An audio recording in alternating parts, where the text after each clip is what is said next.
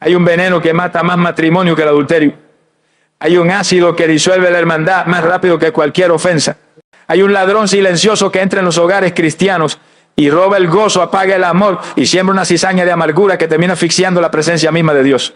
No hablo de demonios espectaculares, hablo de dos espíritus educados, sutiles, que a menudo disfrazamos de simples problemas de carácter o diferencias familiares. Son la envidia y la división. Son la crítica constante que se disfraza de consejo. Son los celos amargos que nacen de la comparación. Son los malentendidos que nunca se resuelven. Son los muros de silencio que se levantan entre esposos. Son los hijos que toman partido. Es esa atmósfera pesada, cargada de tensión, que convierte tu casa, que debería ser tu refugio, en tu campo de batalla más agotador.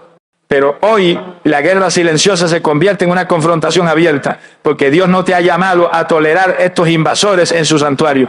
Te ha comisionado como el sacerdote, como el guardián de tu hogar, y te ha entregado las armas para expulsarlo. En la enseñanza de hoy, no vamos a analizar el problema, vamos a ejecutar la solución. Vas a aprender a identificar las puertas por donde estos espíritus entraron. Vas a tomar tu autoridad sacerdotal y te guiaré en la oración de guerra específica, respaldada por el nombre de Jesús y el poder de su sangre, que no solo los reprende, sino que los desaloja de tu casa y de tu familia para siempre. Así que si estás harto de la tensión en tu hogar, si anhelas que la atmósfera de tu casa sea la atmósfera del cielo, si estás listo para... ¿Por qué el hogar? Porque estos espíritus concentran sus ataques más feroces en este lugar. Porque, como aprendimos en nuestra última enseñanza, el hogar es el diseño original de Dios, su primera institución, el semillero del legado. Un hogar unido y lleno de amor es una fortaleza del reino de Dios en la tierra, un faro de luz insoportable para las tinieblas. Pero un hogar dividido, envenenado por la envidia y la contienda, se convierte en la mejor propaganda del infierno. El enemigo sabe que si puede destruir la unidad en tu casa, ha neutralizado tu testimonio y ha puesto en peligro el destino de tus hijos. La palabra de Dios nos advierte repetidamente sobre la presencia y el peligro de estos espíritus. En la carta de Santiago, capítulo 3, versículos 14 al 16, se nos da un diagnóstico espiritual aterrador. Santiago escribe: pero si tenéis celos amargos y contención en vuestro corazón, no os jactéis ni mintáis contra la verdad, porque esta sabiduría no es la que desciende de lo alto, sino terrenal, animal, diabólica, porque donde hay celos y contención, allí hay perturbación y toda obra perversa. Analicemos esta radiografía. Santiago une los celos amargos, la envidia, con la contención, la división, y nos dice que la sabiduría que los produce no es de Dios, es terrenal, basada en valores humanos, animal, basada en instintos carnales, y finalmente la llama por su nombre, diabólica. La envidia y la división son sabiduría del infierno, y luego nos da el resultado inevitable de permitir que operen. Allí hay perturbación, caos, inestabilidad y toda obra perversa. Estos espíritus no vienen solos, abren la puerta para que toda clase de maldad, mentira, adulterio, robo, amargura entre y haga nido. Son la cabeza de playa de una invasión demoníaca completa. Por lo tanto, la primera tarea del sacerdote del hogar, del guardián de la muralla, es aprender a discernir la presencia sutil de estos enemigos. Es pedirle al Espíritu Santo que nos dé ojos para ver más allá de las discusiones superficiales y reconocer la raíz espiritual. Es aprender a detectar el olor nauseabundo de la envidia detrás de una crítica disfrazada. Es identificar la estrategia de la división detrás de ese malentendido que se niega a resolverse. Este discernimiento no es para que nos volvamos paranoicos ni para que empecemos a acusar a nuestra familia de estar endemoniados. No, es para que entendamos que la batalla no es contra ellos, sino contra los espíritus que intentan usarlo. Y es para que, una vez identificado el verdadero enemigo, podamos tomar las armas correctas y dirigir nuestro ataque no contra nuestros seres amados, sino contra fuerzas invisibles que buscan destruirlo. Hemos reconocido al enemigo y su campo de batalla preferido. Ahora, para poder vencerlo, debemos entender su naturaleza más profunda, su ADN espiritual. Debemos hacer una anatomía detallada de estos dos ladrones silenciosos. Amados, para poder expulsar a un enemigo de nuestro territorio, primero debemos conocerlo íntimamente. Debemos entender su naturaleza, sus motivaciones, sus armas preferidas. Y hoy vamos a poner bajo el microscopio del Espíritu Santo al primero de estos invasores silenciosos del hogar, el espíritu de envidia. A menudo la confundimos con los celos, pero la envidia es algo diferente y en muchos sentidos más venenoso. Los celos dicen: tengo miedo de perder lo que tengo. Pero la envidia dice: me duele lo que tú tienes y desearía que no lo tuvieras o que fuera mío. Es la tristeza por el bien ajeno. Es el gusano que se come la raíz de nuestro propio gozo al compararnos con los demás, y es uno de los asesinos de relaciones más eficaces que existen. ¿De dónde nace este monstruo? Sus raíces son profundas y a menudo se entrelazan. Una de las raíces principales es la comparación. Vivimos en una cultura obsesionada con compararnos. Las redes sociales son un escaparate constante de vidas aparentemente perfectas, de éxitos ajenos, de familias siempre sonrientes. Y al mirar esas imágenes editadas, inevitablemente miramos nuestra propia vida y la encontramos deficiente. La comparación es el terreno fértil donde la semilla de la envidia germina con más fuerza. Empezamos a sentir que nuestra casa no es lo suficientemente grande, que nuestro cónyuge no es tan atento, que nuestros hijos no son tan brillantes, y esa insatisfacción abre la puerta a la amargura.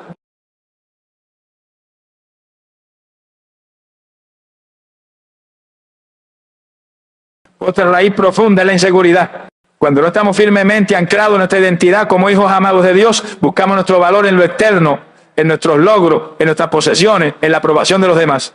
Y desde ese lugar de inseguridad, la bendición de otra persona se siente como una amenaza a nuestro propio valor. Su éxito parece resaltar nuestro fracaso. Su felicidad parece burlarse de nuestra tristeza. La envidia nace de un corazón que no ha entendido que su valor no depende de lo que tiene o de lo que logra, sino de quién le pertenece. Y por supuesto está la raíz de la codicia, ese deseo insaciable de tener más, no por necesidad, sino por simple ambición. Un corazón codicioso nunca está satisfecho y por lo tanto siempre mirará con envidia lo que otros tienen porque siente que le falta algo. Y el orgullo, esa sensación de sentirnos merecedores de lo que otros tienen, también alimenta este fuego. Una vez que la raíz de la envidia se ha instalado, comienza a producir sus frutos venenosos. El primer fruto es la murmuración y la crítica. La envidia no soporta ver brillar a otro, así que busca apagar su luz con palabras. Empieza con críticas sutiles disfrazadas de preocupación o de análisis objetivo. Busca defectos en la persona envidiada. Minimiza sus logros, siembra dudas sobre sus motivaciones. El chisme es el lenguaje nativo de la envidia. Es la forma en que intenta nivelar el campo de juego, derribando al otro para sentirse un poco más alto. Si la crítica no es suficiente, la envidia puede escalar al sabotaje. Es el acto de poner obstáculos, consciente o inconscientemente, en el camino de la persona envidiada. Es retener información, es no celebrar sus éxitos, es incluso alegrarse en secreto cuando algo le sale mal. La envidia no solo quiere lo que tú tienes, a menudo simplemente quiere que tú no lo tengas. Pero el fruto más amargo de la envidia no lo sufre la persona envidiada, sino el propio envidioso. La envidia es un veneno que se bebe uno mismo. Consume el alma con resentimiento y amargura. Te roba la capacidad de disfrutar de tus propias bendiciones, porque siempre estás mirando el jardín del vecino. Te quita el gozo, te aísla de los demás, porque nadie quiere estar cerca de una persona amargada y crítica. Y, lo más grave, te separa de la comunión con Dios. Es imposible estar lleno de envidia y lleno del Espíritu Santo al mismo tiempo. Son dos señores opuestos. La Biblia nos muestra la trayectoria mortal de la envidia desde las primeras páginas. La historia de Caín y Abel en la anatomía perfecta de este espíritu. Caín no odiaba a Abel por algo que Abel le hubiera hecho. Lo odiaba porque la ofrenda de Abel fue aceptada por Dios y la suya no. Sintió envidia y Dios mismo le advirtió. En Génesis capítulo 4 le dijo, si bien hicieres, no serás enaltecido. Y si no hicieres bien, el pecado está a la puerta. Con todo esto, a ti será su deseo y tú te enseñorearás de él. Dios le mostró la puerta abierta al pecado de la envidia y le dio la orden de dominarlo, pero Caín eligió no hacerlo, permitió que la envidia creciera y el fruto final fue el asesinato de su propio hermano. La envidia, si no se arranca de raíz, siempre termina en muerte, muerte de relaciones, muerte del gozo, muerte espiritual. Vemos el mismo patrón destructivo en el rey Saúl. Su envidia hacia el joven David, alimentada por las alabanzas del pueblo, lo consumió por completo. Lo convirtió en un hombre paranoico, violento y obsesionado. Pasó los últimos años de su reinado no gobernando, sino persiguiendo al ungido de Dios. Su envidia no solo le robó la paz, le costó el reino y finalmente la vida. La envidia es un espíritu autodestructivo. Santiago en su carta capítulo 3 versículo 16 nos da el diagnóstico final y aterrador, porque donde hay celos, envidia y contención, allí hay perturbación y toda obra perversa. La envidia no es un simple pecadillo, es una puerta abierta para toda obra perversa. Es una invitación formal al caos y a la destrucción demoníaca en nuestro hogar. Por eso, amados, debemos ser guardianes implacables de nuestro propio corazón contra este veneno. Debemos pedirle al Espíritu Santo que nos examine y nos muestre si hay alguna raíz de envidia escondida. Y si la encontramos, debemos arrepentirnos de inmediato, arrancarla de raíz y pedirle a Dios que nos llene con su amor, que no tiene envidia. Hemos visto la anatomía del primer invasor. Ahora, debemos examinar a su hermano gemelo el espíritu que a menudo entra de la mano con la envidia para completar la obra de destrucción, el espíritu de división. Amado, la envidia es el veneno que enferma el corazón individual, robándole el gozo y sembrando amargura, pero rara vez opera sola. A menudo es la puerta de entrada para su hermano gemelo, un espíritu aún más devastador para la estructura misma de nuestro hogar, el espíritu de división. Si la envidia asesina las relaciones lentamente desde adentro, la división es el hacha que las corta de golpe desde afuera. Es el espíritu que se especializa en romper pactos, en separar lo que Dios ha unido, en convertir un hogar en un campo de batalla o en un desierto de silencio helado.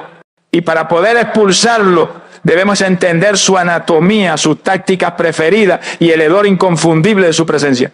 La división, al igual que la envidia, rara vez comienza con una explosión. Es un estratega paciente. Su primera arma, la más utilizada y la más eficaz, es la ofensa. Él es un maestro en tomar una palabra descuidada, una acción torpe, una expectativa no cumplida y magnificarla en nuestra mente hasta convertirla en una herida profunda, en una traición imperdonable. Nos susurra al oído: ¿viste lo que te hizo? ¿Escuchaste cómo te habló? No puedes permitir eso, tienes derecho a estar ofendido. Y si nosotros mordemos ese anzuelo, si elegimos abrazar la ofensa en lugar de buscar la aclaración o el perdón, hemos abierto la puerta de par en par. Una vez que la ofensa ha echado raíz, el espíritu de división introduce su segunda arma, la falta de perdón. Nos convence de que perdonar es debilidad, que es justificar al ofensor. Nos anima a construir un muro de silencio alrededor de nuestro corazón herido, a castigar al otro con nuestra indiferencia. Y ese muro que creemos que nos protege, en realidad nos aísla, nos roba la comunión y le da al espíritu de división un territorio legal dentro de nuestro hogar, un espacio donde él puede empezar a construir su fortaleza de amargura y resentimiento. Con el terreno ya preparado por la ofensa y la falta de perdón, entra en juego la tercera táctica: tomar partido. El espíritu de división odia la unidad, así que busca crear bandos dentro de la misma familia. Si hay un conflicto entre esposos, él susurra a los hijos para que tomen partido por uno u otro. Si hay un desacuerdo entre hermanos, él anima a los padres a tener favoritismo. Busca aliados, crea equipos rivales, convierte la mesa del comedor en un campo minado de lealtades divididas, donde cada conversación es una estrategia y cada silencio una acusación. La atmósfera se vuelve irrespirable. El siguiente paso en su estrategia es el aislamiento. Una vez que ha logrado crear divisiones, busca aislar a los miembros de familia unos de otros. Fomenta el individualismo. Anima a cada uno a buscar su propia felicidad, sus propios intereses, sin considerar a los demás. Promueve las actividades separadas, las comidas a deshora, las conversaciones superficiales. Y el arma moderna más poderosa para este aislamiento es la tecnología, las pantallas que nos hipnotizan y nos desconectan de las personas que tenemos al lado. Un hogar donde cada miembro vive en su propia burbuja digital es un hogar donde el espíritu de división reina sin oposición. Y la culminación de su obra, la táctica final que a menudo lleva a la destrucción total, es la rebelión contra la autoridad establecida por Dios. En el diseño divino, el hogar tiene un orden. Dios estableció al esposo como cabeza, no como dictador, sino como líder servidor. Llamó a la esposa a ser su ayuda idónea y mandó a los hijos a honrar a sus padres. El espíritu de división odia este orden porque es un reflejo del orden del reino de Dios. Por eso ataca directamente la autoridad. Siembra en la esposa un espíritu de contienda y de irrespeto hacia su marido. Siembra en el esposo un espíritu de autoritarismo o de pasividad irresponsable. Y siembra en los hijos un espíritu de rebeldía, de desafío y de falta de honra hacia sus padres. Cuando la estructura de autoridad divina se rompe, la casa se tambalea y está a punto de derrumbarse. La palabra de Dios nos muestra un ejemplo claro de la obra devastadora de este espíritu en la iglesia de Corinto. Era una iglesia llena de dones espirituales, pero estaba carcomida por la división. En su primera carta, capítulo 1, versículo 10, el apóstol Pablo les ruega: os ruego pues, hermano, por el nombre de nuestro Señor Jesucristo, que habléis todos una misma cosa, y que no haya entre vosotros divisiones, sino que estéis perfectamente unidos en una misma mente y en un mismo parecer. Pablo sabía que las divisiones internas anulaban por completo el poder externo de la iglesia.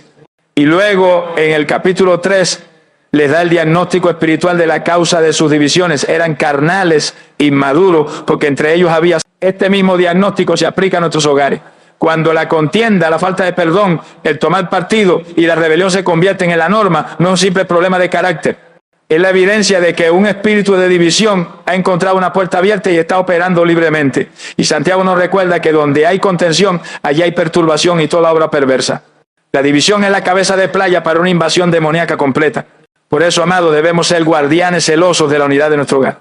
Debemos aprender a reconocer las primeras señales de este espíritu: la ofensa que no se suelta, el silencio que se prolonga, la crítica que se vuelve costumbre, y a cortarlas de raíz.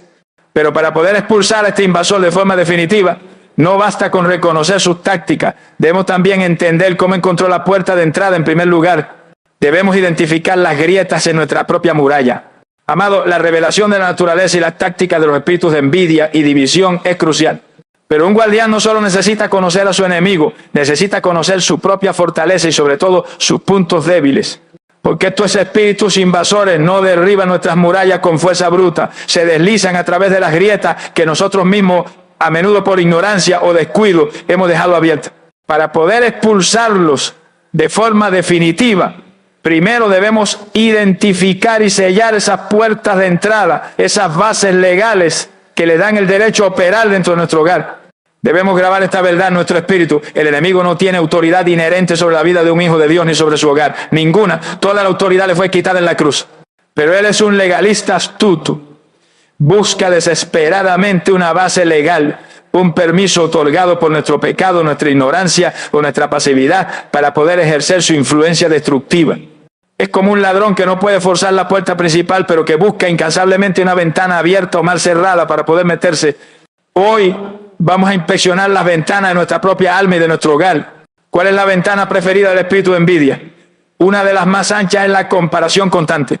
Cuando permitimos que nuestra mente viva comparando nuestra casa con la del vecino, nuestro matrimonio con el de las películas, nuestros hijos con los hijos de otros, estamos abriendo una puerta gigante a la insatisfacción. La comparación es el ladrón del gozo.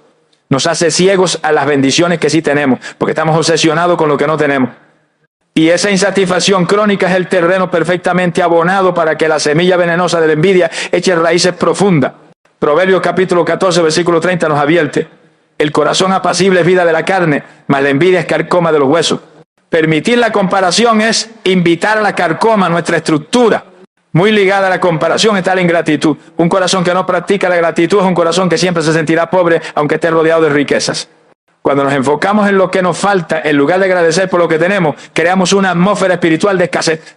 Y en esa atmósfera la envidia prospera. La gratitud, por el contrario, cierra esa puerta. Un corazón agradecido está tan lleno del reconocimiento de la bondad de Dios que no tiene espacio para envidiar lo ajeno. Otra puerta para la envidia es la inseguridad en nuestra identidad. Si no sabemos quiénes somos en Cristo, si nuestro valor depende de nuestros logros o de la aprobación externa, entonces el éxito de otros se sentirá como una amenaza personal. La envidia es, a menudo, el grito de un corazón que no ha encontrado su suficiencia en el amor incondicional del Padre. Ahora miremos las puertas preferidas del espíritu de división. La autopista principal por la que entra este destructor es la ofensa no resuelta y la falta de perdón. Como ya hemos aprendido, el mandato bíblico es no dejar que el sol se ponga sobre nuestro enojo, porque hacerlo es dar lugar al diablo. Cada día que elegimos mantener un resentimiento contra nuestro cónyuge, nuestro hijo o nuestro hermano, estamos dejando la puerta principal de nuestra casa abierta de par en par, con un letrero de bienvenido para el espíritu de división. Él se sienta cómodamente en esa silla de amargura y comienza a dirigir la orquesta de la discordia. Otra puerta favorita de la división es el chisme y la murmuración.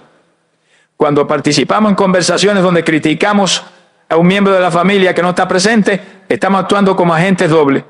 Creemos que estamos creando una alianza con la persona que nos escucha, pero en realidad estamos sembrando semillas de desconfianza y de juicio que destruyen la unidad. Santiago nos advierte que la lengua es un miembro pequeño, que inflama la rueda de la creación y ella misma es inflamada por el infierno.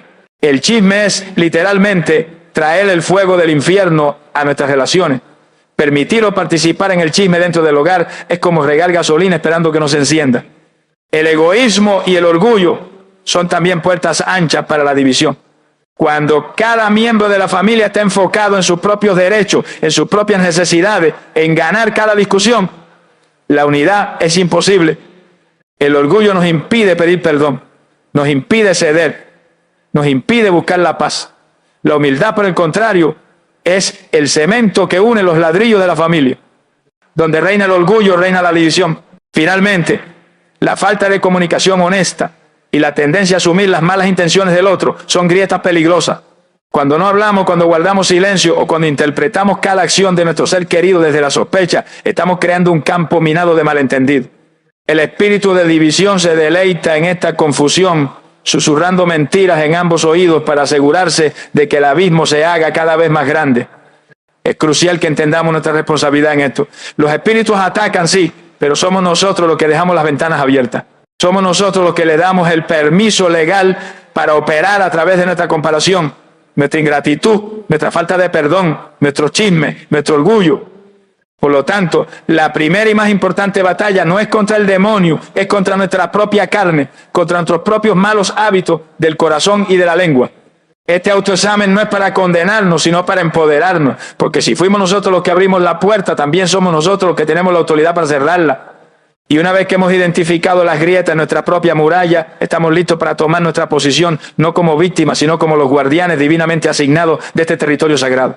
Amados, qué revelación tan sobria y necesaria es entender las grietas en nuestra propia muralla, las puertas que hemos dejado abiertas por donde los espíritus de envidia y división han encontrado acceso legal a nuestro hogar. Este conocimiento podría dejarnos sintiéndonos culpables o impotentes si nos detuviéramos aquí.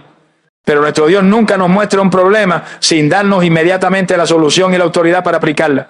Y la solución gloriosa es esta: tú no eres un simple residente pasivo en tu casa, has sido investido con un manto sacerdotal, has sido comisionado por el Rey del Universo como el guardián espiritual de ese territorio, con la autoridad delegada para determinar qué atmósfera reinará dentro de tus paredes. Hemos perdido en gran medida la revelación bíblica del sacerdocio del creyente aplicado al hogar. Pensamos que los sacerdotes eran solo los del Antiguo Testamento, o quizás los pastores y líderes en la iglesia. Pero la palabra de Dios nos da un título mucho más amplio y poderoso. En la primera carta de Pedro, capítulo 2, versículo 9, se nos declara nuestra identidad colectiva en Cristo. Mas vosotros sois linaje escogido, real sacerdocio, nación santa, pueblo adquirido por Dios. No eres solo un creyente, eres parte de un real sacerdocio. Eres realeza y eres sacerdote al mismo tiempo. Y tu primer y más importante lugar de ministerio sacerdotal no es el templo, es tu propia casa. ¿Qué hacía un sacerdote? Su función principal era ser un mediador y un guardián. Mediaba entre Dios y el pueblo, trayendo las necesidades del pueblo ante Dios y trayendo la bendición de Dios al pueblo. Y guardaba la santidad del templo, asegurándose de que nada impuro entrara y contaminara la presencia de Dios. Ese es exactamente tu llamado en tu hogar. Eres el mediador que se para en la brecha por tu familia, presentando sus necesidades ante el Padre. Y eres el guardián que tiene la autoridad, y esta autoridad no es algo que debas sentir para poseerla. Es una autoridad posicional. Te fue otorgada en el momento en que fuiste hecho hijo de Dios y cabeza de familia, sea como esposo, esposa, padre, madre, o incluso como hijo creyente en una casa de incrédulos. Tienes una medida de autoridad espiritual. No depende de tu perfección, depende de tu posición en Cristo. Es una autoridad delegada como la de un policía que dirige el tráfico. Su autoridad no viene de su fuerza física, sino del uniforme y la placa que representan al gobierno. Tu uniforme es tu identidad en Cristo y tu placa es la palabra de Dios. Entender esto cambia radicalmente nuestra actitud frente a los ataques de envidia y división. Ya no somos las víctimas indefensas de una atmósfera tóxica. Somos los termostatos. Tenemos la autoridad dada por Dios para establecer la temperatura espiritual de nuestro hogar. No tenemos que tolerar los gritos, las críticas constantes, la frialdad o la amargura como si fueran normales. No son normales en el reino de Dios y tenemos la autoridad para decir: en el nombre de Jesús, esta atmósfera no pertenece a mi casa. Esta autoridad sacerdotal se ejerce principalmente a través de la oración y la declaración. Es el acto de pararse en fe. Quizás incluso físicamente en la sala de tu casa y hablarle a la atmósfera. Es usar tu voz ungida por el Espíritu Santo como un instrumento de gobierno. Es orar: Padre, como sacerdote de este hogar, tomo mi autoridad en Cristo y declaro que esta casa es territorio santo consagrado a ti. Le hablo ahora a toda atmósfera de envidia, de celos, de contienda, de crítica, de amargura, y le ordeno en el nombre de Jesús que se vaya de este lugar. No tienes derecho legal aquí. Y en su lugar desato ahora la atmósfera del cielo, la atmósfera del amor, del gozo, de la paz, de la paciencia, de la benignidad. Espíritu Santo, te invito a que llenes cada rincón de esta casa con tu presencia gloriosa. Esta no es una oración de petición débil, es un decreto sacerdotal. Estás ejerciendo tu función de guardián, limpiando el templo de tu hogar de toda impureza espiritual. Y estás ejerciendo tu función de mediador, abriendo las ventanas del cielo para que la bendición de Dios descienda. La Biblia nos da un ejemplo poderoso de esta autoridad atmosférica en la vida de Josué. Cuando él y el pueblo de Israel rodearon la ciudad de Jericó, no usaron espada ni ariete, usaron el sonido, tocaron las trompetas y dieron un gran grito de fe. Y ante ese sonido de autoridad divina, los muros físicamente inexpugnables se derrumbaron. De la misma manera, tus palabras de autoridad, respaldadas por tu posición sacerdotal, tienen el poder de derribar los muros invisibles de contienda y de opresión que el enemigo ha construido en tu hogar. Por lo tanto, no te sientas impotente. No importa cuán tóxica se haya vuelto la atmósfera de tu casa, no importa cuán arraigado parezcan los patrones de envidia y división, tú tienes la autoridad para cambiarla. Eres sacerdote comisionado por Dios, eres el guardián del pacto, el manto.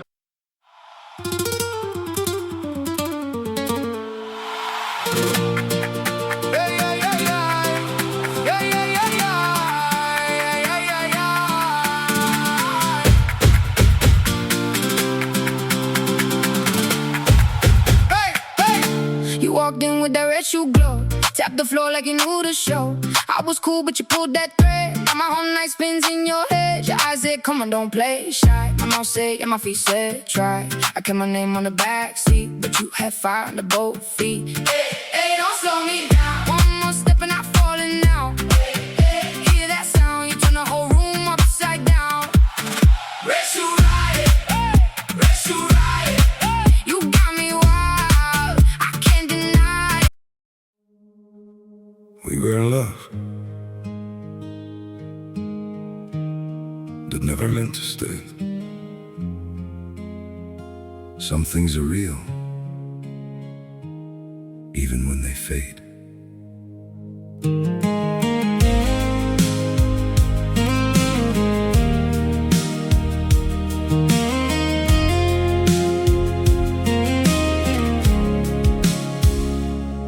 I used to think if we kept holding on, we could bend the truth somehow. But love can't fight what's pulling us apart, and it's breaking us down now.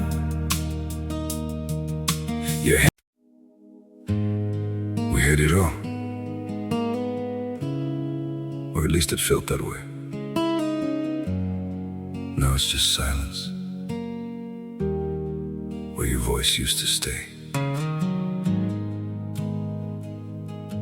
I still replay the nights we couldn't sleep, talking about a life we chased somehow.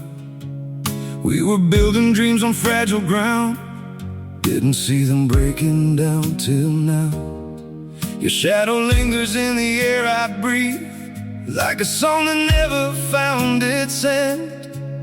We kept saying we would never change, now we don't even pretend. Goodbye, my everything, my only.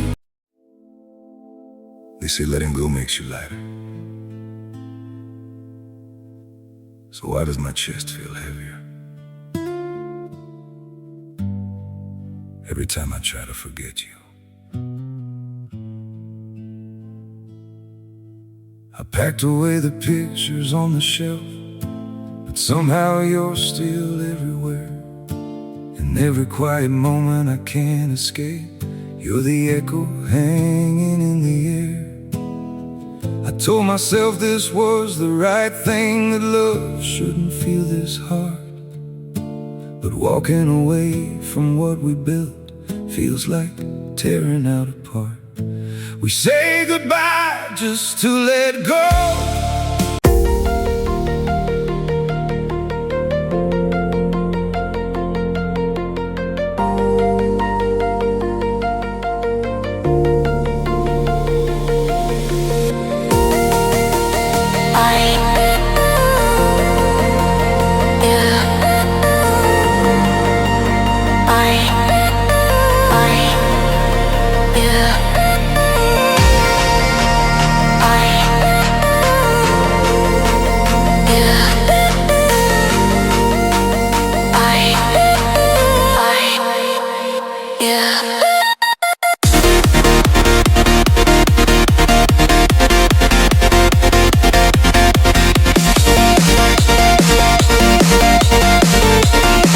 Está sobre tus hombros, levántate en fe, toma tu posición. Y ahora que estás firmemente plantado en la revelación de tu autoridad sacerdotal, ya no eres un guardián con las manos vacías. Has sido equipado con el arsenal del cielo, con las armas específicas diseñadas para desmantelar y expulsar a estos invasores silenciosos de tu territorio. Amado, la revelación de nuestra autoridad sacerdotal nos empodera para gobernar la atmósfera de nuestro hogar. Pero toda autoridad externa es inútil si las puertas internas de nuestro propio corazón permanecen abiertas al enemigo. Antes de poder echar fuera los espíritus de envidia y división con poder, debemos ejecutar el acto de guerra más humilde y a la vez más crucial de todo. Debemos cerrar las puertas desde adentro, y las dos llaves maestras que sellan esas puertas y le quitan al enemigo toda la base legal son el arrepentimiento genuino y el perdón radical. Hemos aprendido que el enemigo es un legalista. Él no entra donde no se le invita. Y a menudo la invitación no es un cartel de bienvenida, sino la presencia persistente del pecado no confesado o de la amargura no resuelta en nuestro propio corazón. Podemos pasar horas reprendiendo al espíritu de división en nuestra casa, pero si nosotros mismos estamos alimentando una raíz, comencemos con el arrepentimiento. En el contexto de la envidia y la división, el arrepentimiento es el momento en que dejamos de culpar a los demás y asumimos nuestra propia responsabilidad. Es pedirle al Espíritu Santo que nos examine con su luz y nos muestre de qué manera nosotros hemos participado en la atmósfera tóxica. Hemos permitido que la comparación robe nuestro gozo. Hemos hablado palabras de crítica o de chisme sobre un miembro de nuestra familia. Hemos actuado con egoísmo, buscando nuestro propio interés por encima de la unidad. Hemos albergado orgullo, negándonos a ceder o a pedir perdón. El arrepentimiento bíblico no es solo sentir lástima por nosotros mismos, es la metanoia, el cambio de mente, es el momento en que nos ponemos de acuerdo con Dios sobre nuestro pecado. Dejamos de justificarlo, dejamos de minimizarlo, lo llamamos por su nombre y tomamos la decisión consciente de dar media vuelta, de abandonar ese camino que estaba alimentando la discordia. Este arrepentimiento debe ser específico, no es un vago, perdóname si hice algo malo, es un padre, perdóname por la envidia que sentí hacia mi hermano. Perdóname por las palabras de crítica que hablé contra mi esposa, me arrepiento y me aparto. Esta confesión honesta es la que le quita al diablo el arma de la acusación de nuestras propias manos. Y junto con el arrepentimiento por nuestros propios actos, viene el arma que desarma por completo al espíritu de división, el perdón. La falta de perdón es el pegamento que mantiene unida la pared de la prisión de la amargura. Es el ancla que nos mantiene atados al pasado y le da al enemigo un derecho legal continuo sobre nuestras emociones. Podemos reprender al espíritu de división 1000 veces, pero si nos negamos a soltar la ofensa que él usó para entrar, es como intentar apagar un incendio sin cerrar la llave del gas. El perdón es cerrar la llave del gas. Jesús fue radicalmente claro sobre esto. En Mateo capítulo 18, él cuenta la parábola del siervo que no quiso perdonar una deuda pequeña después de que a él se le había perdonado una deuda inmensa. Y la conclusión es aterradora. El rey enojado entregó al cielo y misericordia a los verdugos hasta que pagase todo lo que le debía.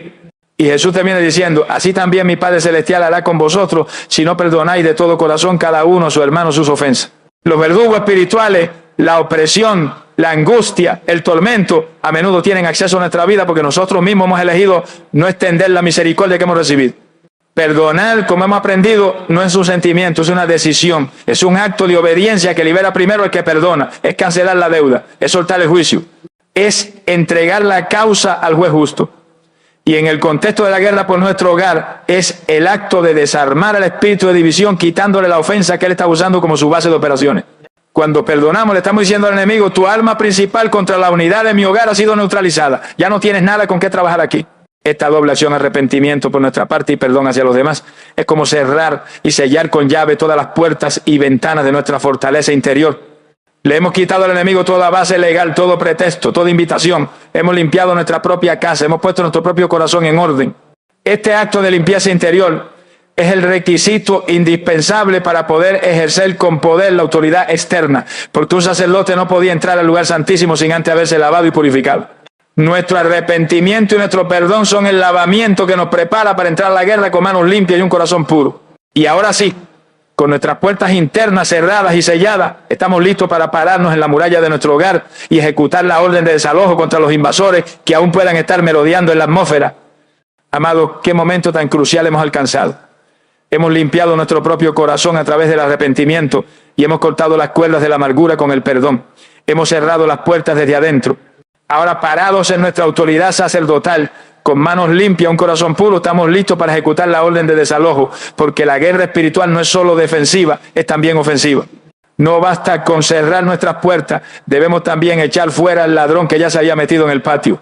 Hoy vamos a aprender a usar la autoridad del nombre de Jesús, no solo para cancelar maldiciones, sino para atar y echar fuera a los espíritus específicos de envidia y división que han estado contaminando la atmósfera de nuestro hogar. Muchos creyentes se sienten intimidados ante la idea de echar fuera demonios. Piensan que es algo reservado solo para pastores o evangelistas con ministerio especial. Pero el Señor Jesús nos dio esta autoridad como parte del equipamiento básico de todo creyente. En el Evangelio de Marcos, capítulo 16, versículo 17, justo antes de ascender al cielo, Él dio las señales que seguirían a los que creen. Y la primera señal que mencionó fue esta: en mi nombre echarán fuera demonios. No dijo los apóstoles, echarán fuera demonios, dijo los que creen.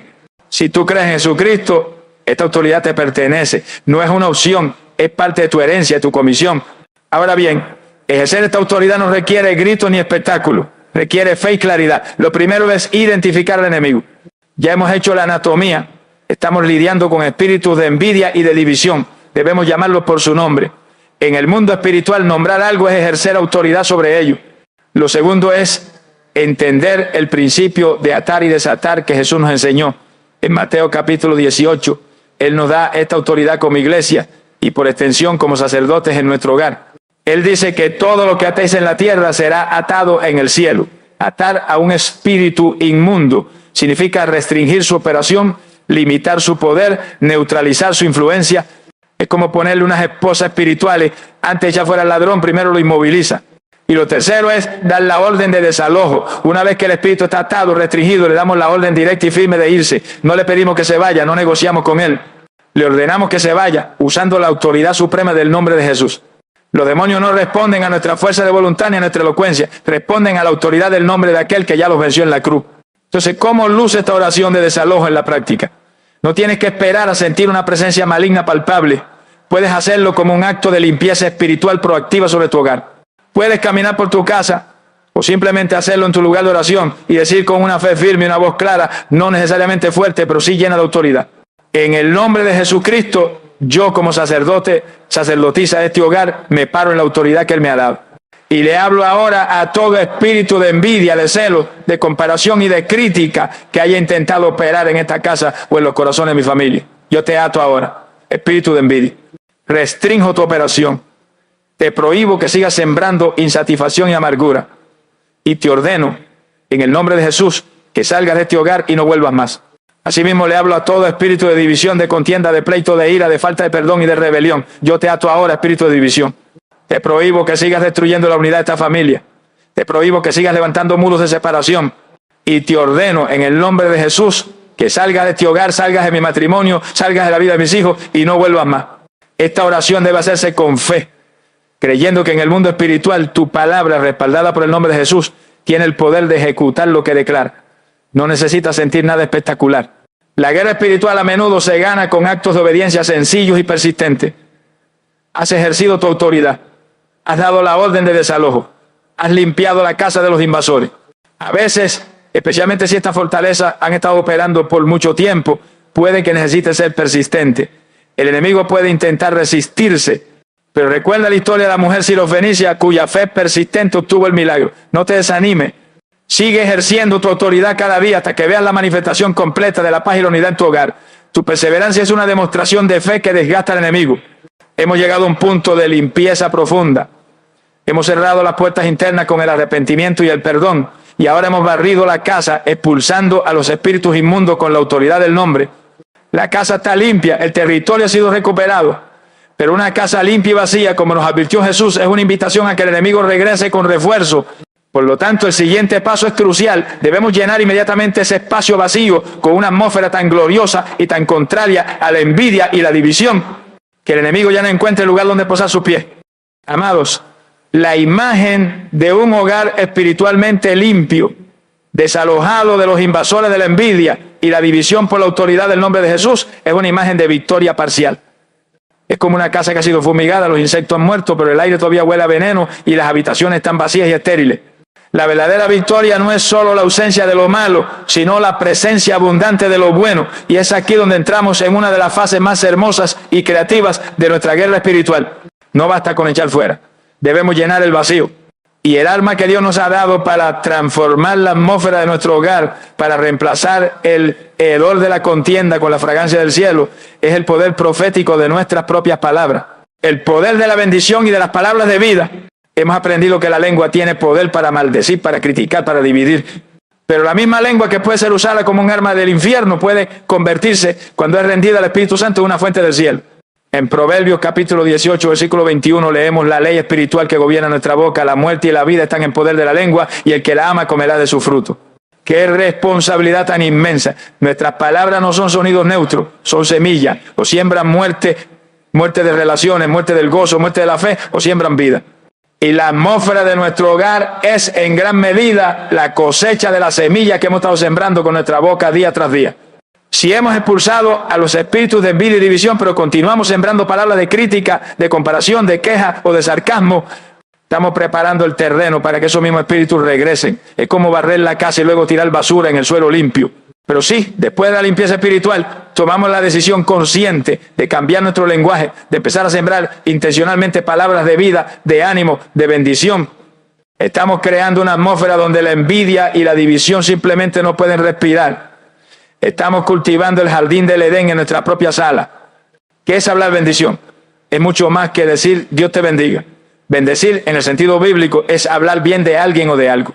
Es usar nuestras palabras para declarar el favor de Dios, para afirmar el valor, para profetizar el buen futuro sobre una persona o una situación. Es alinearnos verbalmente con el plan bueno de Dios, incluso cuando las circunstancias presentes parezcan contradecirlo. Es usar nuestra boca como un pincel para pintar sobre el lienzo del futuro de nuestra familia la imagen que Dios tiene en su corazón para ellos. Imagina a tu hijo adolescente que está luchando con la rebeldía, ya has orado, has atado al espíritu inmundo. Ahora, en lugar de seguir señalando sus errores, empieza a bendecirlo. Le dice quizás no directamente a él si no es el momento, pero sí lo declaras en oración. Hijo mío, yo te bendigo en el nombre de Jesús. Declaro que eres un joven conforme al corazón de Dios. Declaro que tienes un espíritu enseñable y un corazón que ama la verdad. Declaro que serás un líder y no un seguidor, una luz en tu generación. Al hacer esto, no estás negando el problema, estás profetizando la solución, estás sembrando la semilla de la identidad divina en su espíritu. Piensa en tu matrimonio, que quizás ha sido herido por la contienda. Después de perdonar y de echar fuera el espíritu de división, empieza a bendecir a tu cónyuge. Deja de enfocarte en sus defectos y empiezas a verbalizar sus virtudes, a agradecerle por las cosas buenas. Y en oración, declara: Padre, yo bendigo a mi esposo o esposa. Declaro que es un hombre o una mujer de Dios lleno de tu sabiduría y de tu amor. Bendigo nuestra unión. Declaro que somos uno, que caminamos en perdón y en armonía. Gracias por el regalo de mi matrimonio. Tus palabras de bendición son como agua fresca sobre una tierra seca. Comienzan a sanar las grietas y a preparar el camino para un nuevo florecimiento. Este principio de la bendición verbal tiene un poder inmenso. Recordemos cómo Isaac bendijo a Jacob. Aunque fue bajo engaño, la bendición pronunciada tuvo tanto peso legal en el mundo espiritual que no pudo ser revocada. Las palabras de un padre tenían el poder de establecer un destino. Nosotros, como sacerdotes bajo un pacto superior, tenemos una autoridad aún mayor para bendecir. Nuestras palabras pronunciadas con fe y alineadas con la palabra de Dios liberan la gracia y el favor del cielo sobre nuestros hijos. La carta a los Efesios, capítulo 4, versículo 29, nos da la regla de oro para nuestra boca. Ninguna palabra corrompida salga de vuestra boca, sino la que sea buena para la necesaria edificación, a fin de dar gracia a los oyentes. Cada palabra que sale de nuestra boca en nuestro hogar debería pasar este triple filtro. Es corrompida, crítica, queja, chisme. Sí, no la diga. Es buena para la necesaria edificación, construye o destruye, anima o desanima, y finalmente da gracia a los oyentes. Imparte el favor, la ayuda, el amor de Dios a quien la escucha. Llenar nuestro hogar con palabras que edifican y dan gracia es la forma más poderosa de mantener fuera los espíritus de envidia y visión. Ellos se alimentan de la negatividad, pero mueren de hambre en una atmósfera de afirmación, de gratitud y de bendición. Has limpiado la casa. Ahora estás cambiando la decoración, estás poniendo la música del cielo, estás encendiendo el incienso de la adoración y la bendición. Hemos aprendido a expulsar al enemigo y a llenar el vacío con la atmósfera del cielo. La victoria parece completa, pero un buen general sabe que una fortaleza recuperada debe ser mantenida. La batalla de hoy ha sido ganada, pero la guerra continúa. Por eso, el último paso de nuestra enseñanza es establecer las estrategias para la victoria a largo plazo. Amados, qué victoria tan gloriosa hemos reclamado. Hemos aprendido a identificar a los invasores silenciosos de nuestro hogar, a cerrar las puertas de entrada con el arrepentimiento y el perdón, a expulsarlos con la autoridad del nombre de Jesús y a llenar la atmósfera con la fragancia de la bendición y la palabra de Dios. La casa ha sido limpiada, la fortaleza ha sido recuperada. Pero un general sabio sabe que la batalla más difícil no es conquistar un territorio, sino mantenerlo. La libertad que hemos ganado hoy requiere una estrategia para mañana. Porque el enemigo que ha sido expulsado no se rinde fácilmente, regresará, probará las murallas, buscará nuevas grietas. Por lo tanto, el último capítulo de nuestra enseñanza no es sobre cómo ganar la batalla, sino sobre cómo ganar la guerra, cómo cultivar un hogar que sea permanentemente inmune a los venenos de la envidia y la división. La victoria a largo plazo no se basa en eventos de liberación esporádicos, sino en un estilo de vida. No podemos pasar una hora en guerra espiritual contra división el lunes y luego pasar el resto de la semana sembrando discordia con nuestras palabras y actitudes. La verdadera libertad se mantiene cuando transformamos la cultura de nuestro hogar. Debemos cultivar intencionalmente un ambiente, unas prácticas y unos valores que sean tan radicalmente opuestos a la envidia y la división que esos espíritus simplemente no encuentren oxígeno para respirar dentro de nuestras paredes. Es construir una fortaleza tan llena de luz que ninguna sombra puede encontrar un lugar donde esconderse. ¿Cuáles son los pilares de esta cultura de inmunidad? El primero, y quizás el más poderoso contra la envidia, es cultivar activamente la gratitud. La envidia nace de la comparación y la insatisfacción. La gratitud es su antídoto directo. Debemos hacer de la acción de gracias no un evento anual, sino el lenguaje diario de nuestro hogar. Enseñamos a nuestros hijos desde pequeños a dar gracias por lo que tienen, en lugar de quejarse por lo que no tienen. Que la hora de la comida sea un tiempo para compartir testimonios de la bondad de Dios. Que nuestras conversaciones estén sazonadas con el reconocimiento de sus bendiciones. Un hogar que practica la gratitud es un hogar donde la semilla de la comparación muere por falta de riego. Filipenses capítulo 4 nos ordena regocijarnos siempre y dar gracias en todo. Esa es la atmósfera que repele la envidia. El segundo pilar fundamental contra la división es fomentar una comunicación abierta y honesta. La división se alimenta de los malentendidos no aclarados, de las ofensas guardadas en silencio, de las suposiciones erróneas. Debemos crear en nuestro hogar un espacio seguro donde cada miembro se sienta libre de expresar sus sentimientos, incluso los negativos, de una manera respetuosa, sabiendo que será escuchado y no juzgado. Debemos enseñar, y el tercer pilar es la práctica del servicio mutuo y el honor. La envidia y la división nacen del egoísmo, del yo primero. El antídoto es la cultura del reino, que nos llama a preferir a los otros antes que a nosotros mismos. Enseñemos con el ejemplo a servirnos unos a otros dentro del hogar, no por obligación, sino por amor. Celebremos genuinamente los éxitos de cada miembro de la familia. Hablemos palabras de honor y de afirmación. Cuando un hogar está lleno de actos de servicio y de palabras de edificación, el espíritu de competencia y de crítica se muere de hambre. Romanos capítulo 12, versículo 10 nos lo manda. Amaos los unos a los otros con amor fraternal, en cuanto a honra, prefiriendo los unos a los otros.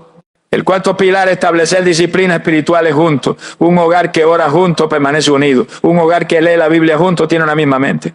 Un hogar que adora juntos tiene un mismo espíritu. No subestimemos el poder de tener tiempos regulares, aunque sean cortos, de buscar a Dios como familia. Orar juntos por las necesidades del día. Leer un versículo antes de dormir. Cantar una alabanza en el carro. Estos actos no son religión, son la construcción de una fortaleza espiritual corporativa. Son el cordón de 3 dobleces, padre, madre e hijo unido en Cristo, que no se rompe fácilmente. Y finalmente debemos mantener la vigilancia sobre las influencias externas. Hemos limpiado la casa, pero debemos seguir siendo guardianes de la puerta. Seamos intencionales sobre lo que permitimos que entre a través de la televisión, de internet, de la música y de las amistades.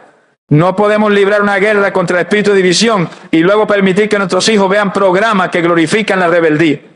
No podemos atar al espíritu de envidia y luego pasar horas en redes sociales comparándonos con vidas falsas. Nuestra libertad requiere una separación consciente del sistema de valores del mundo. Como dice Primera de Juan capítulo 2, no améis al mundo ni las cosas que están en el mundo. Estos principios no son una carga legalista, son la descripción de un hogar saludable, de un ecosistema espiritual donde la vida de Dios puede fluir sin obstrucción. Cultivar estas prácticas es nuestra responsabilidad como sacerdote. No sucederá por accidente. Requiere intencionalidad, requiere oración, requiere perseverancia. pero la recompensa es incalculable. Un hogar que no es solo un refugio, sino una fuente. Un lugar donde nuestros hijos crecen seguros, amados y equipados. Un testimonio viviente para un mundo roto. Una base de operaciones desde la cual el amor y el poder de Dios se extienden para sanar a otros. Hemos completado nuestro manual de guerra. Hemos aprendido a identificar al enemigo, a cerrar sus puertas de entrada, a expulsarlo con autoridad y a cultivar una atmósfera que lo mantiene fuera para siempre. Ahora, con este conocimiento completo ardiendo en nuestro espíritu, estamos listos para ir ante el trono de la gracia y sellar esta enseñanza con la oración que declarará la victoria final sobre la envidia y la división en nuestros hogares. Padre celestial, Rey de paz y Dios de toda unidad, vengo ante tu trono de gracia como el sacerdote que tú has ungido sobre mi hogar. Reconozco que esta casa es tuya, que mi familia es tu herencia y que tú nos has llamado a vivir en un oasis de tu amor y de tu armonía. Pero confieso, Señor, que he permitido que el enemigo siembre su cizaña. He visto el veneno de la envidia y el ácido de la división operar bajo mi techo, robando nuestro gozo y contaminando nuestra atmósfera. Perdóname por mi pasividad, por mi ignorancia o por mi propia participación en esta obra de oscuridad. Pero hoy me levanto, hoy tomo mi lugar en la muralla, hoy cierro las puertas de adentro. En el nombre de Jesús, me arrepiento por cada vez que he permitido la comparación, la crítica o la queja en mi corazón y en mi boca. Me arrepiento por toda raíz de orgullo y egoísmo que ha alimentado la discordia. Y elijo ahora perdonar radicalmente. Suelto toda ofensa, toda herida, toda amargura contra cada miembro de mi familia. Cancelo sus deudas conmigo y los libero en tu amor. Mi corazón está limpio por tu sangre. Y ahora, con manos limpias y un corazón puro, me paro en la autoridad del nombre que es sobre todo nombre, el nombre de Jesús. Y le hablo directamente a los invasores. Espíritu de envidia, de celos, de comparación, de crítica, de murmuración, yo te ato ahora. Te prohíbo que sigas operando en este hogar. Tu asignación de robo. Y en el lugar donde operaban estos espíritus, ahora desato la atmósfera del cielo. Invoco al Espíritu Santo, el espíritu de amor, de gozo, de paz, de paciencia, de benignidad. Llénalo todo, Señor. Donde había envidia, derrama tu contentamiento y tu gratitud. Donde había división, derrama tu unidad, tu perdón y tu reconciliación. Comienzo ahora a cambiar el lenguaje de esta casa. Renuncio a toda palabra de crítica y de queja y elijo hablar bendición. Bendigo a mi cónyuge. Declaro sobre él, ella, tu favor, tu sabiduría y tu amor. Bendigo a mis hijos, menciona sus nombres. Declaro sobre ellos tu propósito, tu protección y tu paz. Bendigo la atmósfera de este hogar. Declaro que es una casa de refugio, una casa de risa, una casa donde tu presencia habita. Sello esta oración, sello esta casa, sello a mi familia con el poder invencible de la sangre de Jesucristo. Que tu sangre sea nuestra muralla de fuego y nuestro agente purificador constante. Gracias, Padre, porque la guerra ha sido ganada, la paz ha sido restaurada y este hogar es reclamado, limpiado y consagrado para tu gloria eterna. En el nombre de Jesús. Amén. Amado sacerdote de tu hogar, amada guardiana de la paz de Cristo, la enseñanza ha terminado, la oración de desalojo ha sido ejecutada, el veneno ha sido neutralizado, la atmósfera ha sido purificada. Tu hogar ya no es un territorio en disputa, invadido por las sombras de la envidia y la división. Hoy, por la autoridad del nombre de Jesús y el poder de su sangre, ha sido reclamado, limpiado y consagrado como una embajada del reino de los cielos en la tierra. Ahora ve y vive diferente. No toleres más la crítica sutil, la comparación venenosa o el muro de silencio. Has sido equipado como el guardián de la atmósfera de tu casa. Ejerce tu autoridad. Cultiva la gratitud. Practica el perdón rápido. Habla bendición. Que tu hogar sea tan radicalmente diferente, tan lleno de la luz y el amor de Dios, que los espíritus de envidia y división, al intentar acercarse, encuentren un ambiente irrespirable y tengan que huir. Y si has recibido esta liberación en tu espíritu, si te comprometes a ser el guardián fiel de la unidad y la paz en tu hogar, te invito a que lo selles con un acto de autoridad. Primero, levanta el estandarte de tu hogar consagrado. Ve ahora mismo a la sección de comentarios y escribe esta declaración que repele toda oscuridad. Amén. Mi hogar es territorio de paz y unidad en Cristo. Que tu comentario sea tu primer acto como sacerdote vigilante. Una declaración que sella tu victoria y tu compromiso. Segundo, extiende la muralla de protección a otros hogares. Piensa en la inmensidad de familias que están siendo devoradas por dentro por estos mismos espíritus, simplemente porque no saben cómo pelear. Tu me gusta este video es como una piedra añadida a la muralla de otra familia. Y cuando lo compartes no estás enviando un video, Estás pasando las armas y la estrategia a otro sacerdote que está desesperado por defender su santuario. Y por último, si tu espíritu anhela seguir siendo equipado para construir un hogar que sea una fortaleza inexpugnable y un faro de luz para las naciones, suscríbete y únete a este ejército de familia que estamos reclamando en nuestros hogares para la gloria de Dios. Gracias por tu valentía para ir a la guerra por los que amas. Esperamos, si Dios quiere, encontrarnos en un próximo video. Ahora ve, que el Dios de paz llene cada rincón de tu casa. Que su amor sea el vínculo perfecto que una a cada corazón. Que la envidia se seque ante la gratitud y que la división se derrumbe ante el poder de tu bendición. Que tu hogar sea un pedazo del cielo en la tierra. Permanece en su paz